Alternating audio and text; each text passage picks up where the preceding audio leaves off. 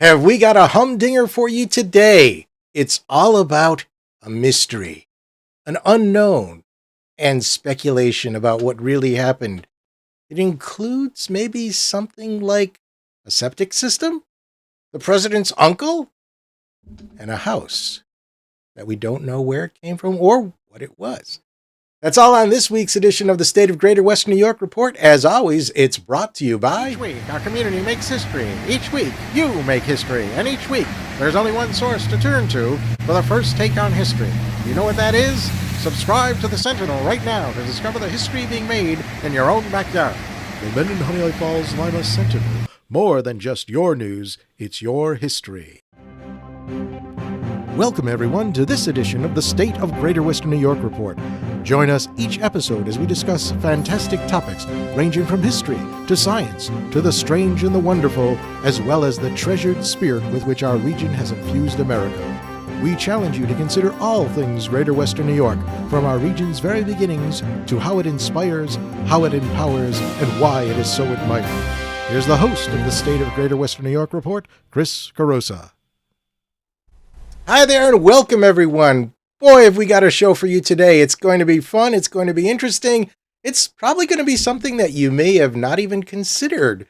With us today is Ann Morton. She's a professional archeologist. That's right. She doesn't work for a university or anything. She actually works in a business, the archaeology business. And can you just tell us to start off with, how do you become a professional archaeologist? What was your background?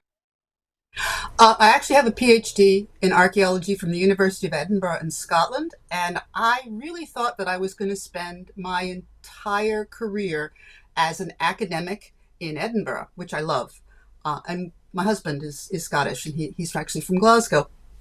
But we moved to the United States, and there are academic opportunities here, but the biggest opportunity for an archaeologist in the United States is actually to do business archaeology. It's called cultural resource management, but what we really do is we're part of the permitting process for construction projects. So along with, your town permit and your wetland permit and a permit for, looking at noise or at endangered species, archaeological sites are also something that has to be considered if you're doing a project that is going to be permitted by a state agency or funded by a state agency or permitted by a federal agency like HUD or like FEMA. New York State, it's usually things like the DEC, but it could be the DOT, Department of Transportation. And those activities require that multiple different people look at your project to make sure that you are not going to do something unintended to an important resource. So we're part of that, and that's what I ended up first working in, and then starting my own company to do permitting. And we work all over New York State, really all over New York State. We've worked from the very bottom of Allegheny County all the way up to the very top, up in Plattsburgh. It's been a lot of fun. Yeah. One of the things that people are always curious about is, how do you set up a business like this? Do you need to get state or federal approval, or you just hang up your name? I mean, you can just hang up your name. You need experience, and you need to have a certain level of qualifications, and the federal government actually has a regulation that says this is the level of qualification you should have if you want to do this. New York State also has a couple of bodies, particularly the New York Archeological Council, and they don't certify archaeologists, but they encourage all of us to both have professional qualifications and to obey professional standards. So we have a code of ethics we have to follow, and all of us who are members are both certified in the sense that we've got the correct qualifications, but we're also encouraged in our careers to be professional. Now, how long have you been doing this?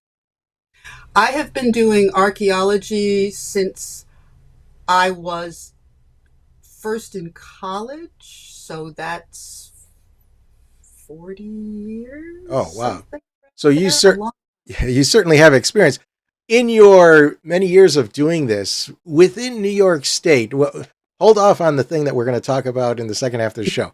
Let's talk about some other things that you may have done.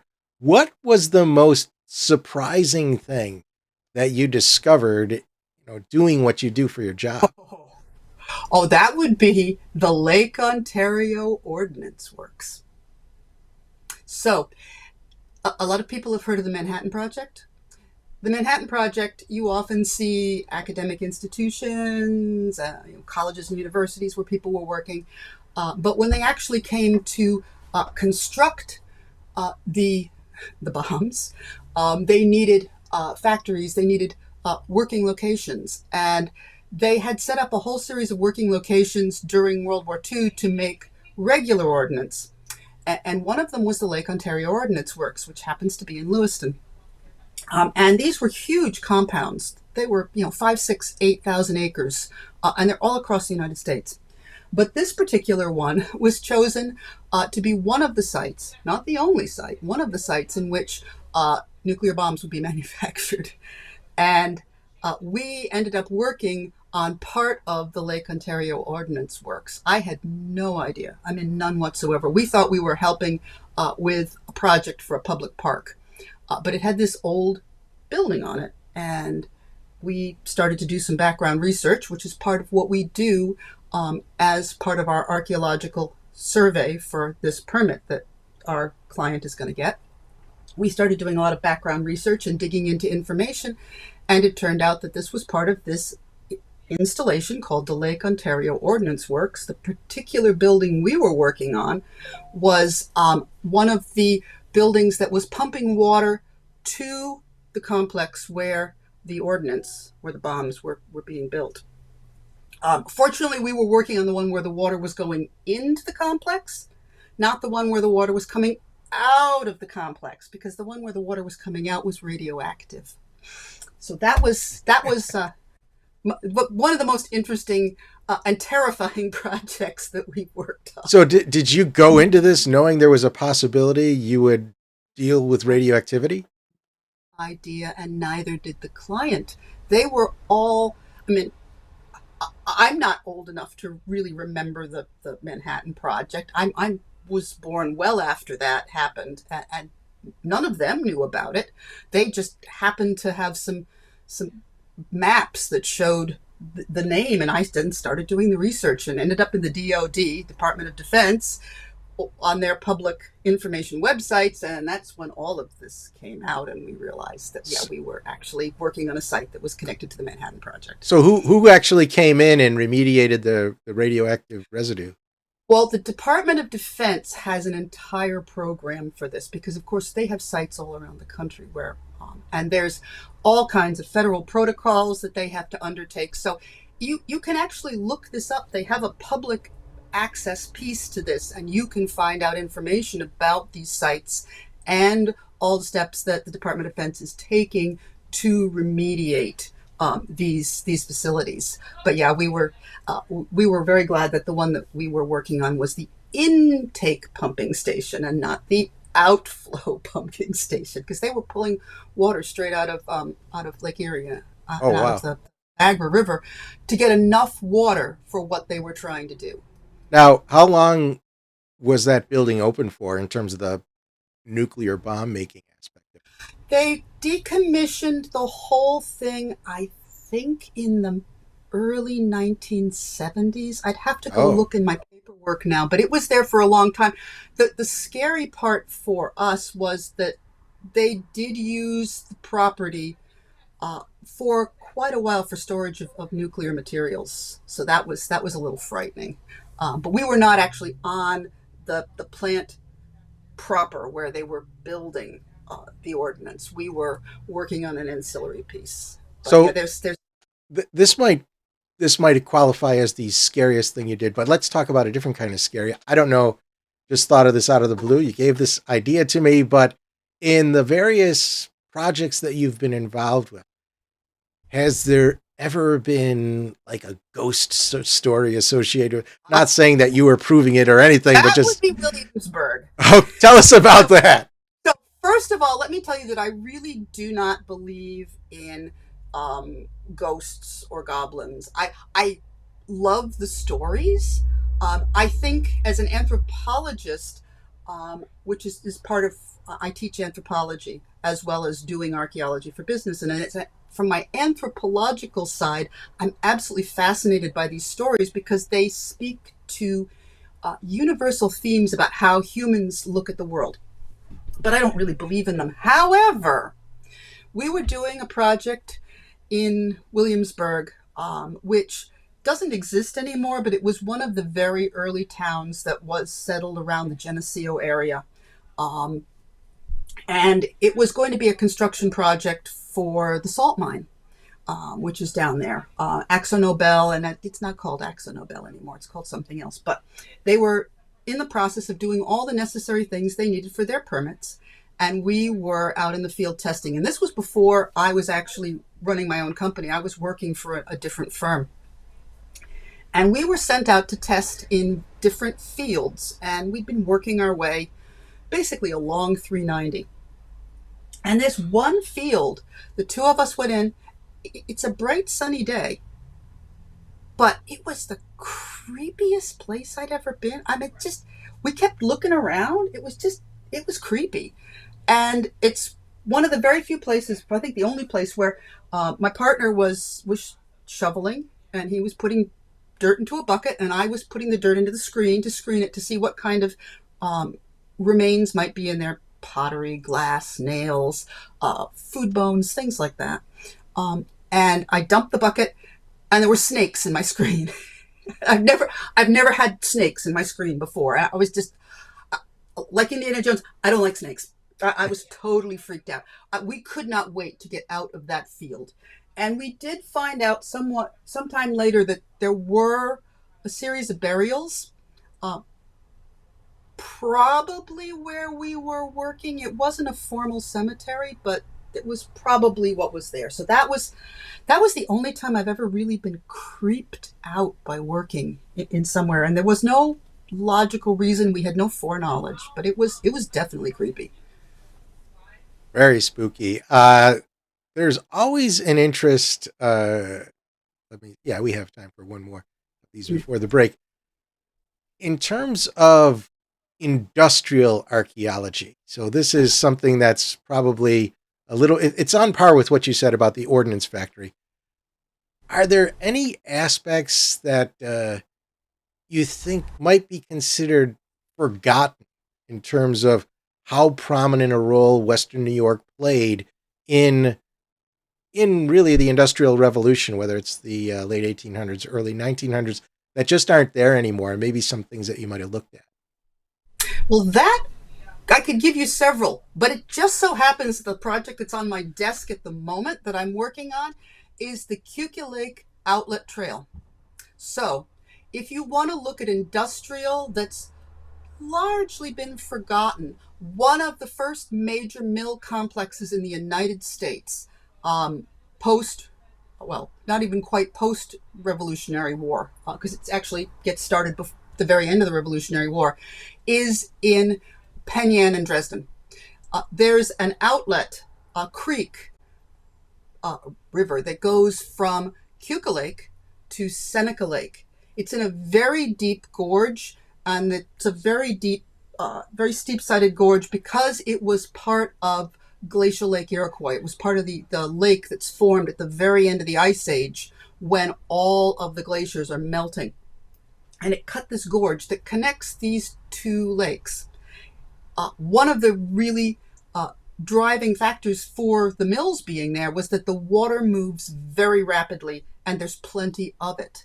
So you could have a water-powered mill. And in fact, at the height of the mills that were there, there must have been at least 40, maybe more mills producing everything you could imagine in this area.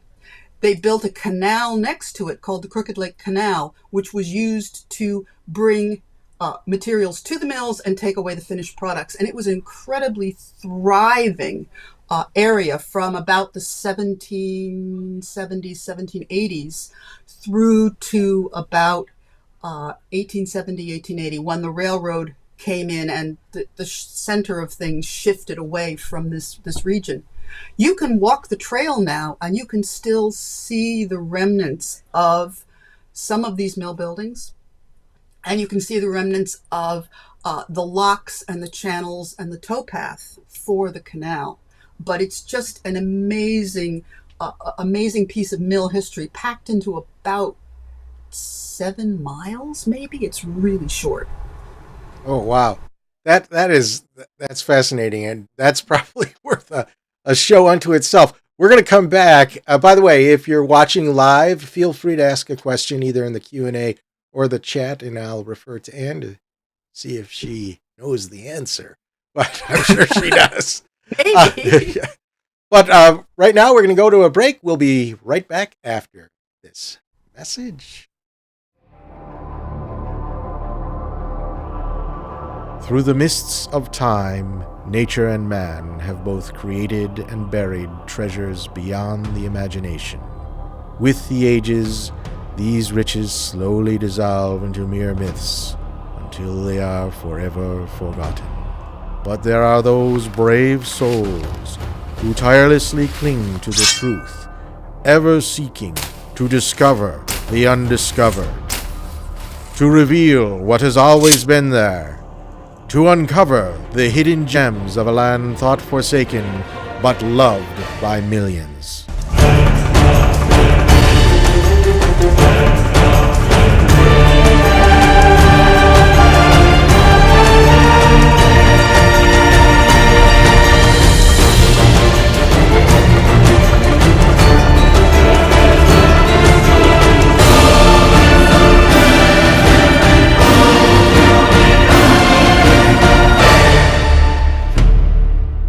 50 Hidden Gems of Greater Western New York.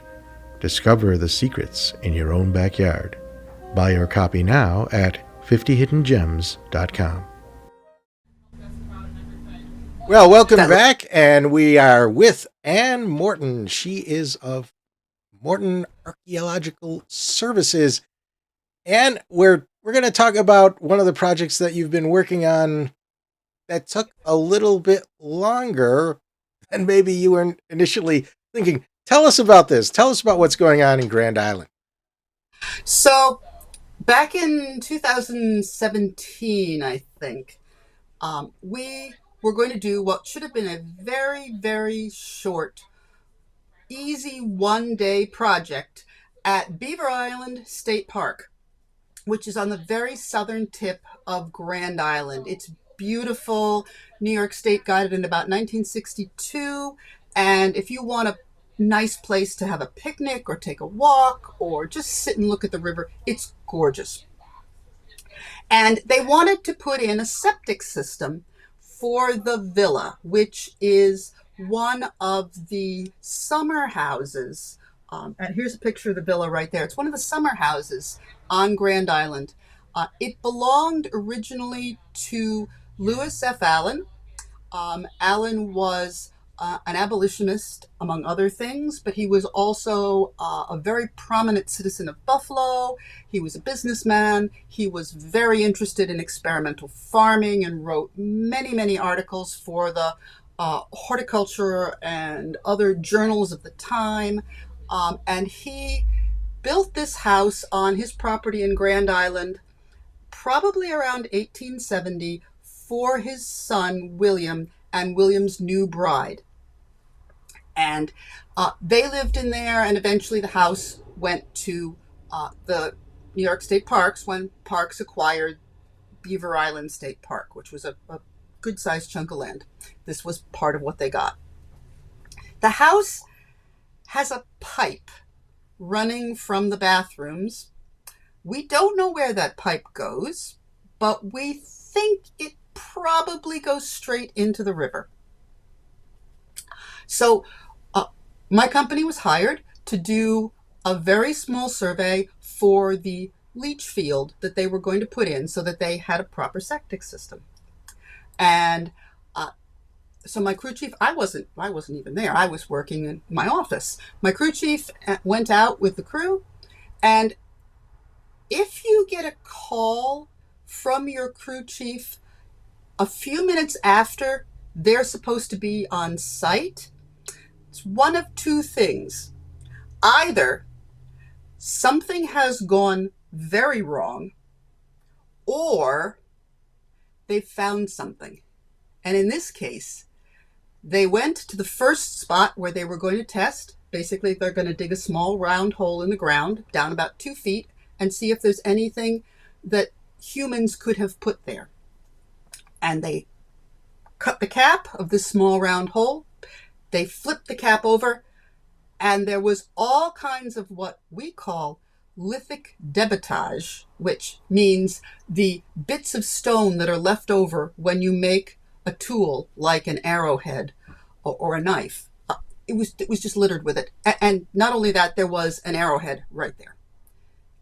And we knew at that point that, well, we didn't, but we knew something was not going the way that we thought it was going to go. And we actually had a question from the audience going back to this picture. What's this dotted line in the picture here? That turned out to be very, very important. So after the Allens owned the house, it went to another man who wanted to build a very large boathouse. And he wanted to build the large boathouse because it's the late 1800s, and Grand Island is famous for beautiful summer houses. People are coming out of Buffalo, they're very well-to-do, and they want to summer on Grand Island because it's really nice there in the summertime. And so what he did was he had 10 tons, a huge amount of sand brought in to the site, because where you see that black line, marsh used to start there. So if you go to the right side of the picture away from the house, that was all marsh. And you couldn't get a nice boathouse in there. People with their fancy clothes would get their shoes wet. So he trucked in all the sand, about 3 feet of it, over, I can't even tell you how many acres. We actually think that he may have mined out Strawberry Island and taken all of its sand. And he filled it all in, and then he put this huge boathouse out there, and he brought people over to come to their summer houses. It was great business. Inadvertently, when he did it, he sealed all of the cultural layers, all of the stuff that people had been dumping into the marsh for hundreds, for thousands of years, going back probably five-ish thousand years. He sealed it beautifully, permanently, completely intact under this 3 feet of sand. We had no idea until we got into it. In fact, we thought it was beach sand, and then you dug down through it, and suddenly you were in this rich black soil that was absolutely full of all kinds of artifacts, all kinds of pottery, all kinds of tools that Native Americans would have made, all kinds of bone. I mean, we have bones from, 60 or 70 species. We have all kinds of fish bone, because this sand capped everything and preserved it amazingly. It's one of those signs that you just, it's kind of like a little Pompeii, except it's on Grand Island. Well, there was something else there. I think that you were looking at a house. Tell us about that. Oh, so the house, so to back up, the house, and there's actually 2 houses there that we know of. There's the house that you just saw the picture of, which belongs to Lewis Allen. And of course, Lewis Allen, among other things, is famous for being Grover Cleveland's uncle.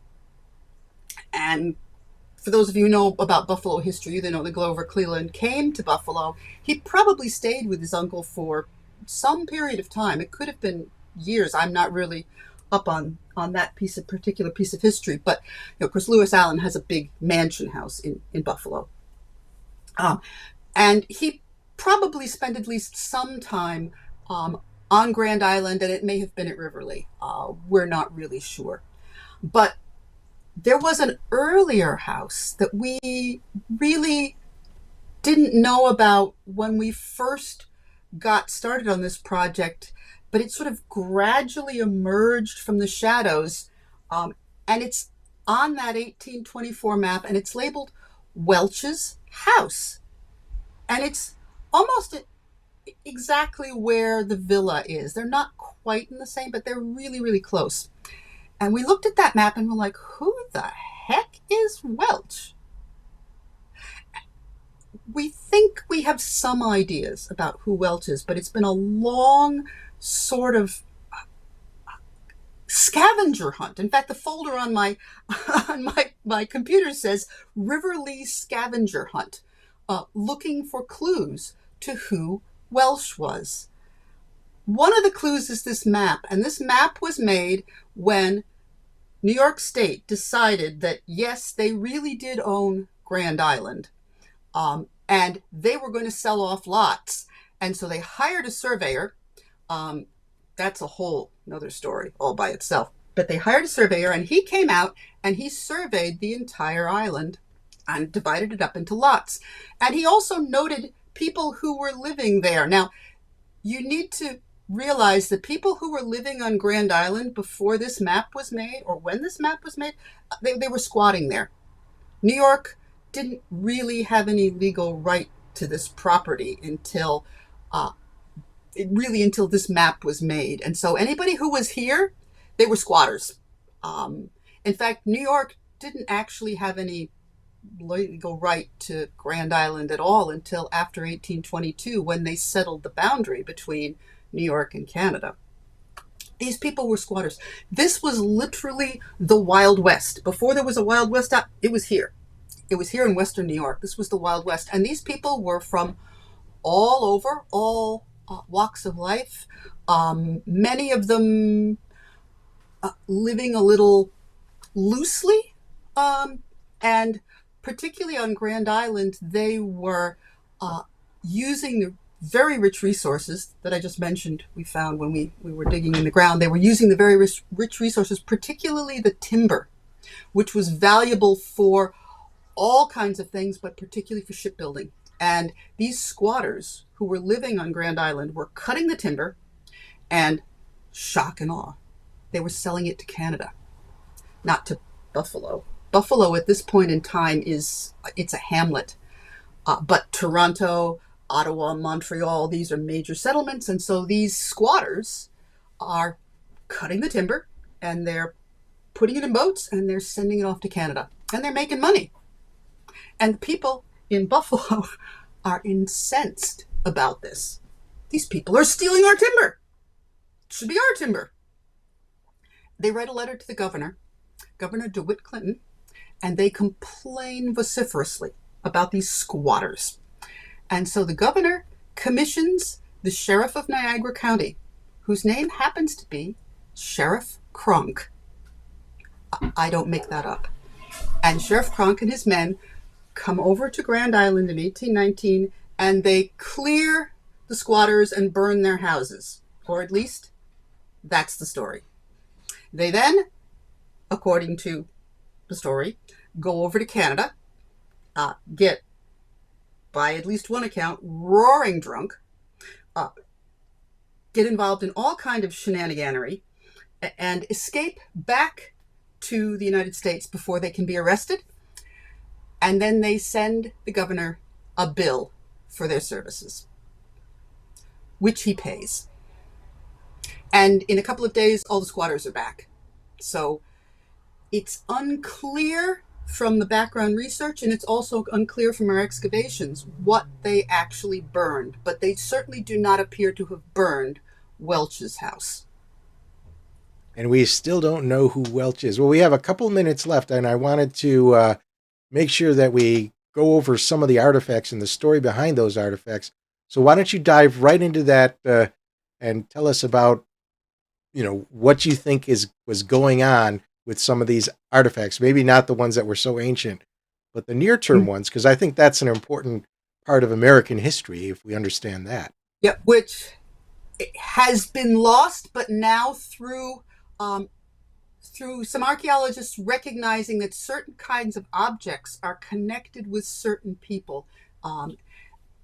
Among our squatters, we think we have a maroon community, and maroons were uh, African and African Americans who were at one point enslaved but had escaped enslavement and were now living as free people in different communities around the country. And through the objects that we found at Riverlea near Welch's house, we were able to identify that some of these people were probably formerly enslaved and had escaped and were living in this Wild West situation out on Grand Island. And one of the things you can see here is that we suspect that some of them may have moved on, but we think some of them may have stayed, and we can see them later in this 1870 map. We have a community of African Americans living on part of Lewis F. Allen's property, and very likely working at a couple of the grand hotels that are located on Grand Island for these very wealthy people who are coming for the summer. And you can see at the bottom of that, you can see the Riverlea, and there's William Allen, Lewis F. Allen's son's dock. But the objects themselves have qualities that we don't normally see with non-African and non-African Americans. For example, the piece of pottery, the reddish piece of pottery, it's called redware, but if you see it's got an X and an O marked on it, we didn't put that on there. That's nothing to do with the archaeologist. Those were marks that were significant to members of the African American community, have to do with certain ritual practices. Another thing you see in the piece of the white pottery with the little blue flower, often you'll see pieces of white and blue pottery broken so that you have a circle. Could indicate sun, could have several other meanings, but they're also very common things to see in maroon communities. And then two other things. Again, we have that circle shape with the little blue, it's actually a bottle base, and with a little circle in the middle of it. The color blue is also very important and has a lot of significance in African and African American communities. And then the big green object, if you can see how jagged and broken the top of that is, that's because it's been napped in the same way that you would nap a projectile point if you were Native American. People in the African and African American communities napped glass. And again, it's part of a collection of objects that were significant for ritual and religious purposes. And you don't find them in other communities, but you do find them in communities of known enslaved persons, and then in maroon communities, people who've freed themselves. And you see them across New York State. We just haven't been able to see them before now because we didn't know what to look for, because honestly, a lot of archaeology is done by white people. So we have an example of perhaps more evidence of the Underground Railroad flowing through Western New York, which, by the way, for everyone out there, the Underground Railroad was not underground. Everything got buried. Now it's underground. At least the evidence is. But absolutely. And we know that Buffalo and Black Rock were major ports, and it's very likely that people came here. And then Grand Island was a perfect location because it was wide open. New York really had no control over it, and it had tremendous resources, food resources, but also opportunities to work. And so it would have definitely, and now we have the physical evidence to see that it did attract people escaping enslavement. Well, we did have one more quick question, and that is, did River Lee or Villa Lee ever get its septic system? Not yet. Yeah.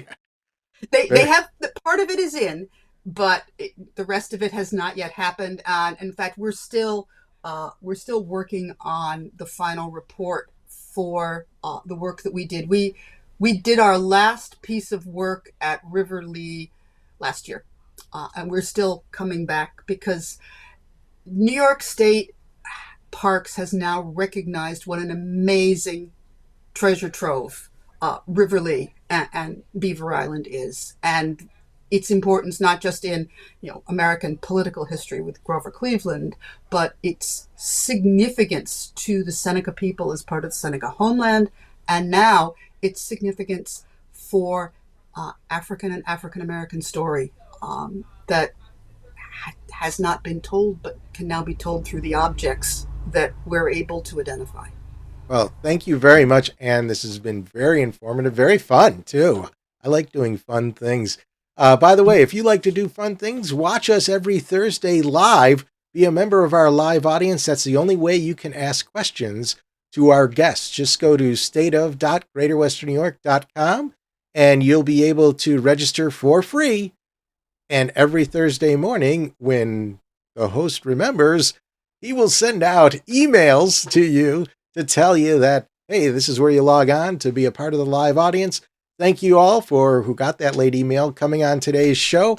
And we'll see you all next week. Oh, by the way, if you're busy, if you work, you don't miss the show. You could log on to our website and the archives are available there, or you can like our Facebook page or subscribe to our YouTube channel. The show is rebroadcast every Sunday at 1:30, and those platforms will notify you when the broadcast starts. That's all for this week. Bye-bye for now. We'll see everybody next week on the State of Greater Western New York Report.